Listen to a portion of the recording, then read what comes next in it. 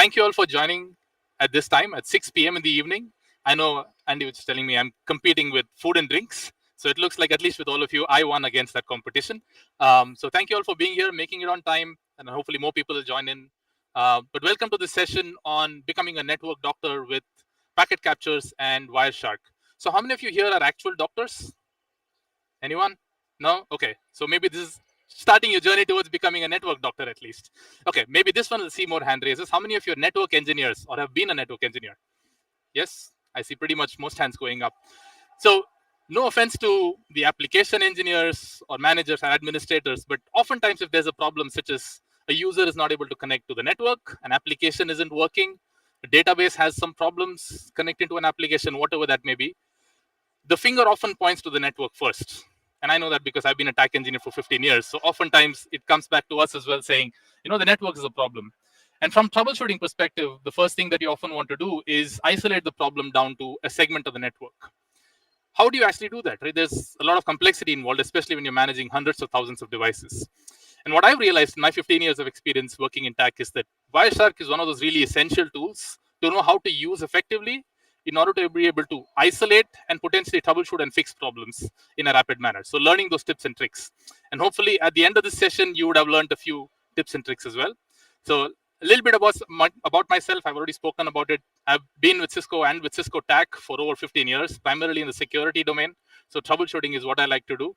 And I like to say this often, is that Wireshark is a network engineer's best friend, just like a dog is a man's best friend. But I saw this hat out there. I don't know if any of you have this hat. It says PCAP or it didn't happen, which I think is more apt, right? Things are better saying than this.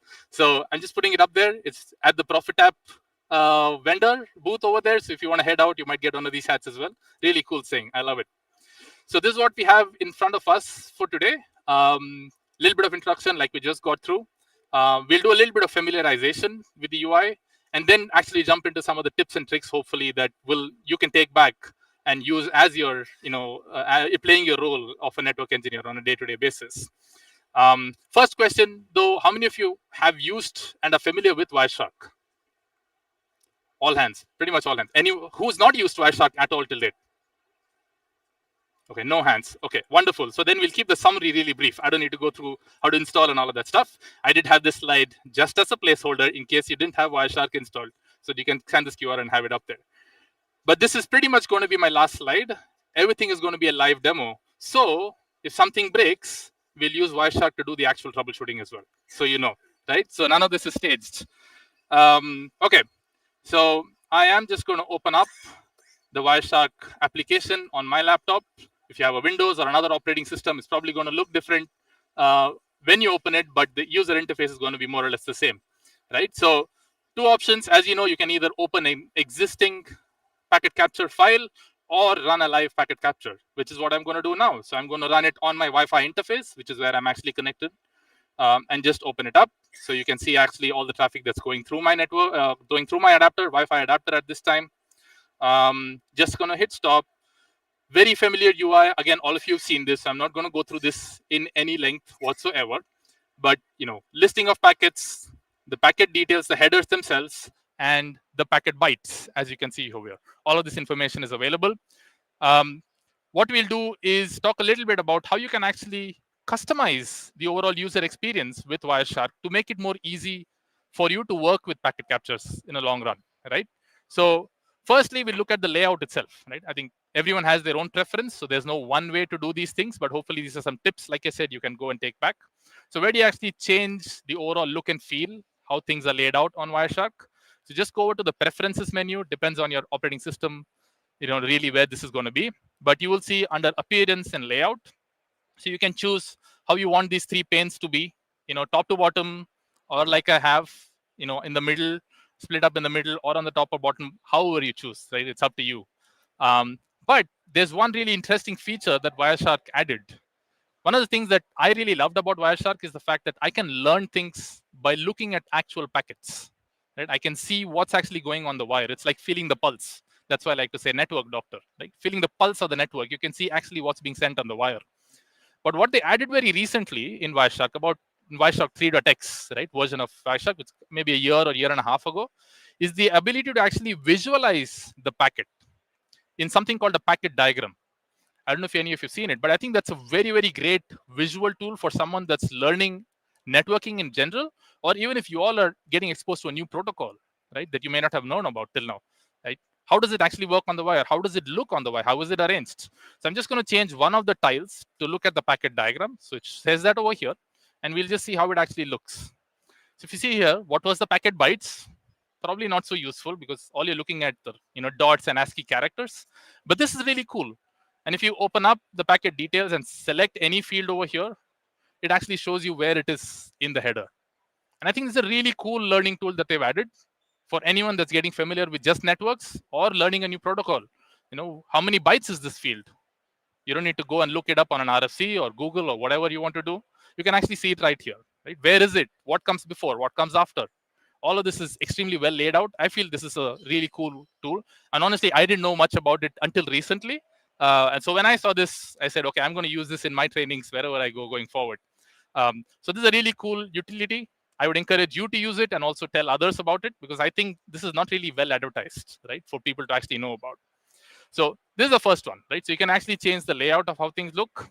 The other thing you can do is actually change the overall display on the fly as you want to, like add more things to the UI, the UX itself, so that you can actually track things that you're interested in. Say, for example, you're troubleshooting or a problem that's to do with TCP, right? TCP is a very common protocol. You say you have some sort of slowness in the network, right? What are some of the fields in the TCP header that you would normally be interested in? Things like the sequence number, acknowledgement number, the window size, the receive window, how many bytes are in flight. There's all of these different parameters that you can look at. Yeah, you can go through packet by packet, right? Let's say I'm interested in this TCP flow. I can go through packet by packet, expand the TCP header, and look at those individual fields, right? I see the sequence number here. Okay, what about the next packet? I see it here. I see it here. It's a bit cumbersome to actually see this over here. What if it was easier for me to see? Because I'm right now, I think the problems with, let's say, the window size, I want to add that and track that a little bit better. So you can actually change the columns on the fly, which I think not many people do, but you can actually just change that on the fly depending on what you're working on. So what I'm going to do here is select the window field over here. And this is one more great thing about Wireshark is everything is available within context. If you're thinking about something, it's probably available within context. So just right click on that field and you'll probably see that option to do it right there. So right here, you will see apply as column as an option that's available. So any field pretty much that you see here can be applied as a column. So I'm just going to apply the window size as a column and notice how it automatically populates over here. So you see the window size for every single packet. So now for me to track the window size, and I could do the same thing with sequence or acknowledgement or any other field, it's very easy. Now I just do a scroll and I can actually see where it is. And if the window goes too small, I know that's where the problem is, right? So much easier to track. So you can change the columns, which I think is a really useful, really powerful tool to do things much more efficiently rather than actually looking at the fields that are laid out at the bottom. What else can you do? Do you notice anything interesting in this pane over here? Something that catches your eye immediately in the packet lists? Any different colors that you see? You're probably used to it. You've seen Wireshark enough that you know that, hey, if there's something with this color, black, danger, something is wrong. That's the default coloring rule, quote unquote, that exists in Wireshark. And it's meant to catch your attention. If you see something in this color, you know it's HTTP. If you've spent enough time with Wireshark, you know that this is HTTP traffic and it's actually port 80. That's a default coloring rule that exists within Wireshark. So they've set up a bunch of coloring rules to sort of make sure things pop out, right? A picture is worth 1,000 words. So some of these colors tell you immediately, this is where I need to look. So you can actually create your own coloring rules that are specific to your environment, your profile. For instance, in your network, you may have applications flowing. You may have two different applications. One is your primary and another your DR site. You never want to see your DR site traffic in a packet capture. And if you see something there, maybe that's a problem. Why not set up a coloring rule for that? Set it to a unique color like blue. And then you can actually see it. And the moment you see it, you know, okay, this is what that means. You don't need to actually look at the IP address or the port or the protocol, right? Colors speak a lot more. So how do you set that up? So how you do that is essentially go into view and coloring rules right here. And you can see all the default list of coloring rules that come along with Wireshark. Again, the most obvious ones are on top, the ones that are meant to catch your attention, right? Bad TCP or anything else. So there's a bunch of stuff for OSPF and STP and all of that, which you can look at. There's TCP reset. You can see the HTTP one right here, a default rule. That's why HTTP stands out always. You could create your own. Again, this is available in context, right? So I'll just create one and I'll show you how that actually looks. So I'm just going to create one for TCP 8899, and I'm going to specify a filter. We'll talk about filtering a little bit more in a few seconds. And you can reorder this. So this is in priority order. So whichever is the first match, it's just like an access list on a router. The first match, that's it, processing stops. So you can move this bottom towards the end. So I'm just going to move it, let's say, over here, so it doesn't conflict with any of the other rules. So this is where it's going to be. So I've created this rule. And again, like I said, all of this is available within context as well. Right click, think about anything, it's available with a right click. So I can right click over here. If it was a TCP and I wanted to do a port, you can see colorize with filter. So they have a bunch of preset menu options to choose your color from, or click on new coloring rule, you'll see the same window open up. Everything is available within context. You don't need to remember where it is, okay? So I'm not going to create this one. So customizing the UI to your preferences. Pictures speak 1,000 words. So make sure you're actually setting up some of these rules so that are specific to your environments. And there's actually something called profiles you can set up. You could have a work profile, you could have a home profile, right? You could have different, if you're a partner working with different customers, for instance, you could have profiles for each individual customer with Wireshark, each with its own set of coloring rules, so that you know exactly what's happening. So a lot of this is available for you to be more efficient when you're actually investigating or looking at a packet capture. Okay, wonderful. So now you have a packet capture of tens of thousands of packets. Oh, by the way, before I keep going, I just want to say, I want to keep this extremely interactive and open, dynamic. I do have a set of things planned to cover, but it's not that I'm hard and fast about only covering those. So if you want to see something, let me know. I'm happy to take those as well, right? Or if you have any questions, let me know. Happy to answer those at any time. I believe it is recorded. Maybe I can check with one of those. Philip, is this session recorded? There was a question if this session is recorded. There's a question if this session is recorded. Yeah, for the, yeah, it is. Over there. Yeah. Okay. So it is. Yeah.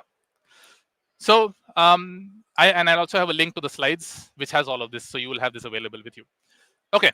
So we spoke about customizing the UI, and there's a lot more that you could do. I only scratched the surface, but probably the most important tips is what I left you with.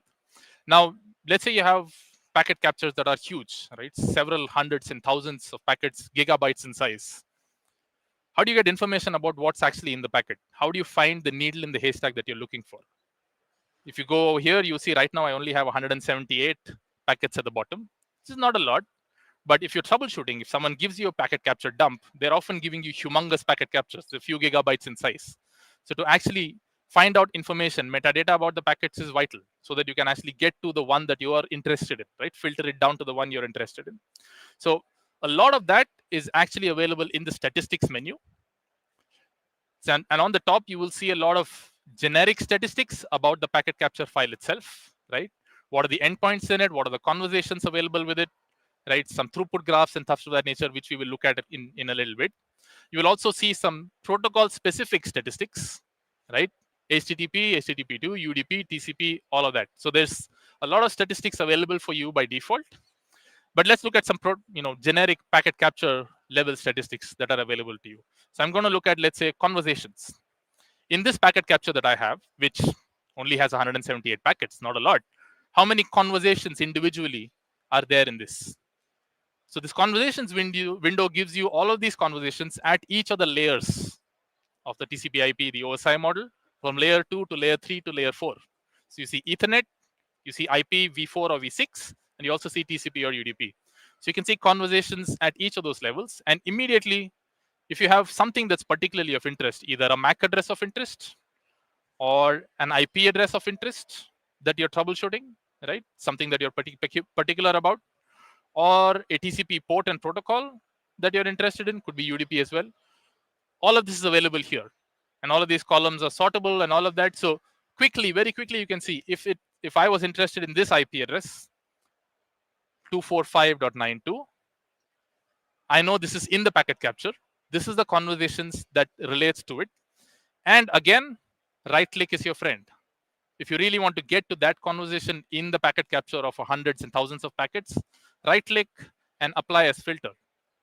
So here's where we're going to talk a little bit about filters.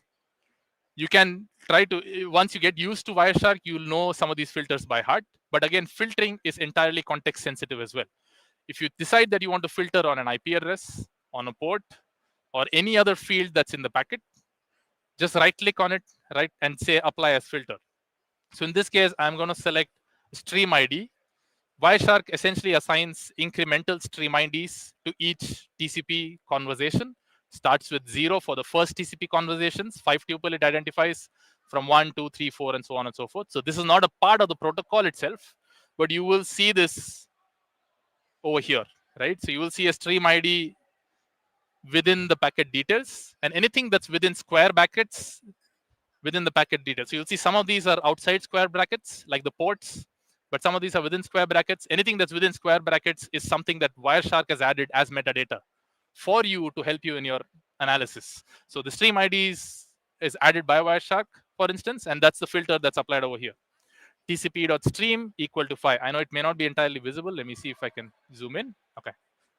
I can't zoom into this, but it says TCP.stream equal to 5. And it's filtered down on that automatically. And filtering is, again, context sensitive. If you wanted to apply a filter on an IP address, right click on the IP address that you're interested in, and you can just say apply as filter. Gets applied as a filter. So all of this is available to you. So filtering, there are expressions available. There are two kinds of filters. This is called a Wireshark display filter. There's also something called a capture filter, which controls what's actually getting captured on the wire before it gets saved to a file. That's a different format altogether. That's called a Berkeley packet filter. That's a totally different format. This is a Wireshark display filter. So it's a different format. It's to do post-processing, post-filtering on the UI.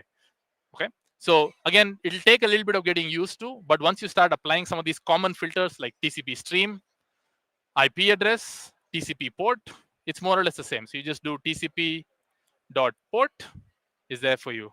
If you want to filter down on a reset flag on TCP, you just say TCP.flags.reset equal to 1. See all the packets that have the reset flag set to 1. Obviously, I don't have anything, so it's 0. So if I say 0, it'll tell me all the packets that are there. So anyway, so it's actually quite easy once you get used to it. You just type and it auto completes. But like I said, you don't need to remember them. It's all available within context. So statistics, a lot of them are available. Now, I'm not going to go through all of these statistics. What I want to do is over the next maybe 5 to 7 minutes is talk about a scenario and show you some of how you can use these statistics with an actual use case on troubleshooting. So what is the worst kind of problem that you're used to troubleshooting in a network? Which is the most difficult kind of problem to troubleshoot in a network? Give me a general category. There are different kinds. Sorry? Yeah. So this, for me, at least personally, and anyone that I've talked to, the ones that they tend to hate the most, hate's probably too strong a word, but I'd rather not have it, is performance problems, right? I wouldn't want to troubleshoot performance problems, throughput related issues, stuff slower than it used to be. It's all perception based. Hey, I'm downloading a file. It used to take 10 seconds. Now it's taking 15 seconds. Come on, 5 seconds isn't going to change a lot for you.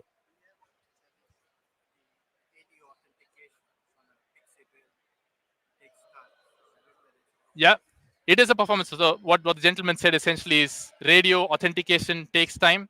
Yeah, again, a kind of performance problems, right? Things are slower. It's really perception, but oftentimes it becomes very tricky to troubleshoot. But again, like I said, in Wireshark, there are a bunch of tools available to you to help troubleshoot some of these kinds of problems. What I'm going to show is more around TCP, but there are similar tools available for Wi-Fi. For instance, you will see a lot of statistics available here for Wi-Fi. If I'm not looking at it over here, here, wireless. So you'll see a lot of wireless related summaries and tools available as well. But I'll use, Wireshark, sorry, TCP as an example. So what I have is a machine hosted running on AWS that's essentially running a web server right now. Yeah, don't try to do Nmap and guess where this is. Nothing sensitive is on this web server if you're looking to get after some sensitive data. But essentially, it's a simple web page that's basically hosting this. And I've hosted a big file that's running on it. So let me just start this capture afresh, remove the filter first, and start capturing again. Continue without saving. Yes. And I come back. I refresh this page. Everything's working fine, right? I mean, yeah, this is hosted in a data center in Mumbai. So from here to there, it's a bit slow. It may take a bit of a time to load. And the user is downloading the file. So I've created a 10 gig file that's hosted on the machine, and it's getting downloaded right now. And we'll see the speed sort of saturate around a few megabytes per second. Not the greatest speed available, but you'll see it's around 4, 5, maybe it'll increase up to 7, 8, 10, whatever that may be. Now, I'll just introduce some artificial slowness to this. Okay. Now let's look at the speeds again. So at this time is where a user might come into you, if you're a network engineer, and say, my performance is poor. What do you mean by your performance is poor? A file I'm downloading is taking much longer than it used to. And they may give you, let's say, if they are generous enough, give you a packet capture of that. That's what we are hoping to do. So you can see here the speed does actually drop, right? It's down to 400 kilobytes per second. So we'll just remove the drops again, come back, and you'll see that it'll actually start picking up in a bit. It does take a while, but it should start picking up the speeds again. So there you see. So now it's picking it up again. So it's going to a few hundred kilobytes per second, megabytes, so on and so forth. So user might come to you with this problem, right? I'm downloading a 10 gig file from my server and it's slow. Like I said, performance problems, the worst kind of problems to troubleshoot, right? So let's say you told the user to give you a packet capture of everything that's happening on their network, on their adapter at that time, and they come back to you with this file. Okay. So I'm just going to stop the file download again, just so that I don't have to do this whole thing. But here's the packet capture of all of the stuff that was happening on the laptop at the time of the download. Wonderful. How do you begin the process? This time you see there's 250,000 packets that have been captured. Let's go to the statistics menu, like I said, the best way to start. So I'll go to the statistics menu, look at the conversations, and I know the URL that the user was going to. For instance, it's an IP address and 8899. The port is 8899. Remember the coloring rule I created earlier? TCP 8899. It is for this, right? To show you how the coloring actually looks. If you scroll down, you see some of these TCP frames. Segments are colored differently based on the coloring rule. And so immediately it sort of catches your eye. You could define your own colors you wanted to, but we will use the statistics menu. I had it open, TCP, and I can, let's say, filter down by the port, right? Let's say I choose the ports and I can see here. So I can see a few connections for 8899 over here, maybe around 6 or 7. And I see the number of packets and bytes transferred as each of those. Which one of these is most likely the file transfer? Yeah, the one has the most amount of bytes, which is around 258 MB. Yeah, so this is probably the one that the user was seeing a problem with. There you go. Immediately, you have the stream that you're interested in. So these are the statistics menus, sort of typically very helpful when you're looking at large packet capture to get to the one that you're most interested in. So again, I can come here, apply as filtered, and filter on stream ID. Okay, I've done that. I hate the coloring rule I've created, so I'm going to remove that. It doesn't look good. So let's get rid of this coloring rule for now. Okay, yeah. For me, at least, it looks more pleasing to the eye. But it was just to show you how coloring rules work. Yes. So now I have this. Wonderful. What about problems? What about throughput? What did the user actually see as slowness? Like I said, slowness is often perception, right? It was taking 10 seconds, now it's taking 15 seconds. Did the user actually see any slowness? How do we know that? So if you go to the statistics, you'll see a bunch of graph options available to you. Yes. The first one is IO graphs, input-output graphs. So we'll plot that really quick. So immediately you can see how it started out really well. And it is going up. And let's do one thing. Instead of packets, we'll change it to bytes.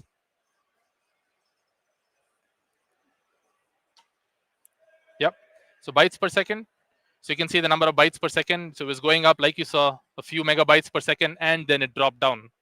right? M was low, and then it started picking up again. So immediately you can see what the user saw by looking at this graphs. Their performance was going high, but then it dropped, and then it started picking up again. So you get an idea of what is actually happening. Graphs, again, you can, if you want to really experiment with this, there are different graphing options available. So right now it's filtered down to the actual UI filter we had. You can see TCP stream EQ33. So it's a graph, sorry, it's a graph for just that TCP stream, and it's plotting as a line graph the number of bytes every 1 second. If you want to make it more granular, sure, make it every 1 millisecond. There's the graph every 1 millisecond. All of this happens really quickly. So all of this information is available to you, and you can take a look at it. Now for TCP, you have something even more interesting called a TCP graph. This is an IO graph for the number of packets and bytes per second, but TCP is sort of a peculiar protocol, right? TCP has been improved over time, where you can do a lot of things to optimize the performance, especially if there are drops in the network, right? You could do selective acknowledgements, you could do fast retransmissions. All of that is available. So TCP has its own graphs that you can do, and you will see the same thing over here. Statistics, TCP stream graphs, and these are graphs defined specifically for TCP. The one that I really like for troubleshooting performance problems is the TCP trace. And once you select that, you might have to change the direction. Okay, notice this. There is something called a direction. If it's a file download, in which case this is a file download, you can see the graph like this. In case this was a file upload, I would see a flat line. Okay, I would have to switch direction to look at traffic in the other direction. Okay, so notice that sometimes you might see a flat line depending on the direction of transfer that you're interested in troubleshooting. So in this case, I am troubleshooting a file download, so the default direction works for me. And what you see here is, and if I can zoom, you'll see two lines. This is the sequence number, right? And these are the packets that have been acknowledged. And the difference between these is essentially the bytes in flight. How many bytes of traffic has the sender sent and the receiver not acknowledged yet? And this is essentially a representation of the window size, right, of the receiver. So you can see this really clearly right now. So this is sort of like an approximation of the window size of the use traffic. Now let's reset that. And you can see here, zoom in a bit. This is where the problem seems to happen, right? Now, anytime in the acknowledgements, you see these small little divots at the bottom, these red colored ones, those basically mean duplicate acknowledgements. So I know it takes a bit to get used to, but immediately over here, you see duplicate acknowledgements, in which case you know that there's something wrong over here, right? There's some sort of an issue over here. I obviously know what's wrong because I introduced a drop myself. But if you're interested in going to this part of the packet, you can just click on the graph and it'll take you right there. So I just clicked here, and it's in the background, you'll see it's changed over to that part of the packet capture. And you can see here exactly what happened. So there are a bunch of duplicate acknowledgements. That means there has been some drops. And if I go down further, I'd probably see some retransmissions. Yeah, I saw previous segment not captured. Yeah, so out of order packets. And I would see some retransmissions as well as I go further down. Okay, so TCP stream graph is a great way to actually understand the overall performance. And if I go back to the graph, let me redraw it. Yeah, so you want the graph to really be linear. Linear means predictable, good performance. And the steeper the graph, the faster the file transfer is. If at any time you see the slope of the graph change, and it won't be as drastic as this, it might be going like this and maybe make a few degrees of change, you know that's the point to look at, right? So anytime you see a change in the gradient, that's where you need to focus for troubleshooting TCP problems. Okay, last little tool that I wanted to show, it's a really cool feature that's existed in Wireshark for a while that you probably haven't seen before. So right now, I was troubleshooting the problem of performance from a client perspective. I would love to have a side-by-side capture from another point in the network to actually look at how it looks and do a comparison. The only other point that I have access to right now is the server. Now, if you notice this server, it's a desktop-less environment. So I can't really install Wireshark on it. So I'll have to run packet capture using something like TCP dump, download it, put it back on my laptop, open it using Wireshark, and see it. What if I told you Wireshark provides you the ability to not have to do anything of that nature? Wireshark has the ability to do something called remote captures, which is what I'm going to show right now. So if you see here, there's a Cisco remote capture, which does embedded packet capturing on routers and switches. There's also an SSH remote capture, which is a generic SSH remote capture. All you need to do is specify the destination, the credentials to log in which case, in this case, I'm using a key-based authentication. So I have a username and the key, and the capture interface where you want to run the capture, right? And whether you want to use sudo or not. So I'm just going to start this capture and promise this is the last thing. I remove the filter, okay? And now I'm going to sort of do the same, access the same website. Yeah. Thank you for joining us this evening. We look forward to seeing and what you will see is the IP address is different. 172.31.41.31. And that's the IP address. That's the private IP address. This is not routable on the internet, so no magic happening here.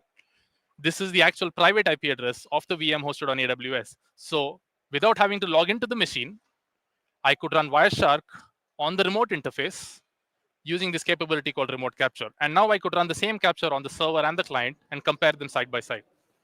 How magical is that? Right? You don't need to go out anywhere, everything on your laptop. So hopefully that was useful. Like I said, that was the last thing. We are a minute over. If you want to download the slides, and there's a lot more data in the slides, by the way, a lot more tips and tricks that you can look at. So I have it hosted on GitHub. You can take a picture and download them out there. But I'll stick around if you have any questions and you want to have some discussions. But otherwise, thank you for your time. Hope you love your rest of the time at Cisco Live and continue your learning journey. Thank you. Oh, by the way, I forgot one thing. One of you has a special prize hidden under your seats. Depends on where you chose to sit. So look under your seats and see if you have it. You are the